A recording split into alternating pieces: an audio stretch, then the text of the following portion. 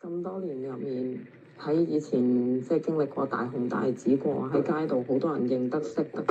即係樣樣嘢都覺得自己好順風順水嘅時候咧，到之後俾人鬧，我係冇諗過可以再翻去 YouTube 嘅，即係個腦或者個口有講過話，我真係好想再拍翻，但係好快就會打沉咗噶啦，我知冇可能噶啦。我做少少嘢，就算行一步路，個個都及住，然之後又揾啲位嚟講，我諗我係唔得㗎。就算你同我講咗幾年，我都覺得係唔得㗎。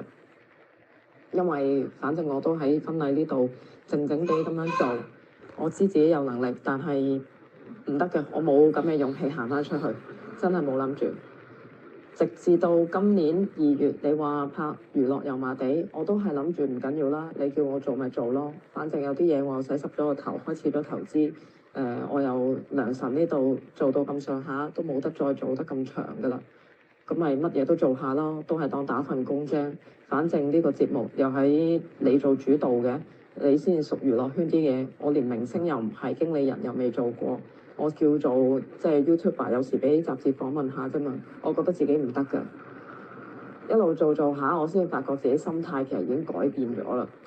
冇咁將呢啲得失睇得咁重，我做決定好清楚嘅。有啲嘢雖然我未必可以喺個智慧上面說服到自己點做先係正確，但係我揀嘅路已經係揀得好精明。已經唔會即係再糊裡糊塗咁樣，人哋掹住我去邊就做。原來不知不覺間，我已經識得為自己揀方向嘅。跟住喺一路做嘅時候咧，我好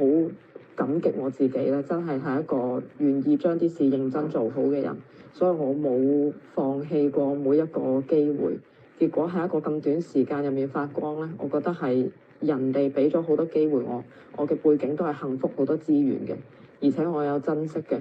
再加上我哋揀嘢，我去揀嘢嗰個眼光揀條路啊，或者對自己嘅認識咧，已經非常之了解啦。所以呢個結果咧，已經係説明咗每一個選擇係正確嘅話咧，係可以有一個好急速嘅成長同埋發展嘅。所以我好感激改變同學會，同埋我好感激我自己，再加上邵子峰嘅幫忙，令到今時今日可以花咗10年時間行翻起身，個感覺就好似一個跛咗嘅人可以重新行路一樣。咁樣 sell 嘢啊，可以同埋咁大力量，好驚喜。